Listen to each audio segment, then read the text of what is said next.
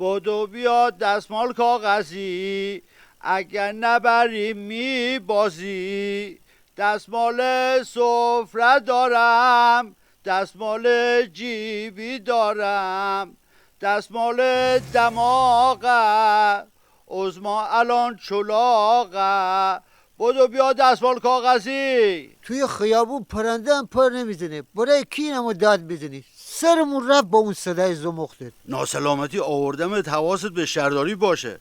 بعد تو کلت کردی تو اون گوشیت، میگی سرت رفت. باز تو فروش نکردی، همه تقصیرها رو انداختی گردن اسی و گوشیش. چی کارش داری؟ بذار اخبارشو بخونه. اسی جان چه خبر اون تو؟ هیچی، طبق معمول بازم دلار رکورد کرده، 70 تومن هم رفت کرده. تو که ریالم نداری، برای چی رفتی دنبال قیمت دلار؟ آخه 4 سال پیش یکی از دوستم یه دینار کویت به ما داده بود، منم انداخته بودمش توی کیشوی لباسا. امروز اتفاقی توی کیشو دیدمش، سرچ کردم دیدم 225,000 تومان شده.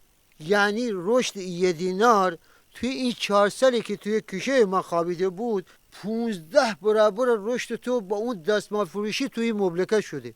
ای تو روحت عظما، برای چی پای منو وسط میکشی آخه؟ ای بخت هرچی جوون ایرانی که تو اوج جوونی کرونا دیدن، جنگ دیدن، بیپولی دیدن، دلار 70 تومانی دیدن، دردی نمونده که ندیده باشن. توی 40 سال فقط آتش فشان دماوند فوران نکرده بریزه رو سر صورتمان. راستی عمو سفتر صبح قرار بود بری بانک، چی شد؟ رفتی؟ آره خیر سرم رفتم موجودیمو بگیرم، منتها کرایه‌ای که تا بانک دادم از موجودی حسابم بیشتر بود. من که بهشت گفتم نرو آقا جان، حداقل رو زمین یه نگاه میکردی، شاید یه پول پلهی پیدا میکردی اونجا. جالب اینه که وقتی میری آرایشگاه میبینی مو ریخته رو زمین، میری خیاطی میبینی پارچه و نخ ریخته رو زمین، میری تعمیرگاه میبینی پیچ و موره و آچار ریخته رو زمین، ولی میری بانک هیچی رو زمین نمیبینی.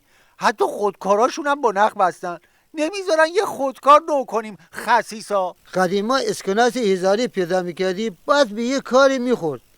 الان یه کیف پر از پولم پیدا کنی نهایتش بتونی تا زابل بری برگردی. حالا فکر کن تو کشوری که بی ارزش ترین پول دنیا داره، باز ما هیچ پولی نداریم. اینقدر آسوپاس. بعد تو دانشگاه یکی از این آخونده که جدیدن استاد شده میگفت اینا همش آزمایش الهیه. خدایا انقدر از ما آزمایش الهی گرفتی دکتر الهیات شدیم، بس دی آقا. زبونتو گاز بگیر پسر جان، این پایین آخون داره جیبمونو میزنه، تو از خدا طلبکاری میکنی؟ خدا میگه از تو حرکت از من برکت. باید بریم خفت این شکمچرونای ولایی رو بگیریم، از تاج و تخت بندازیمشون تو فاضلاب تاریخ.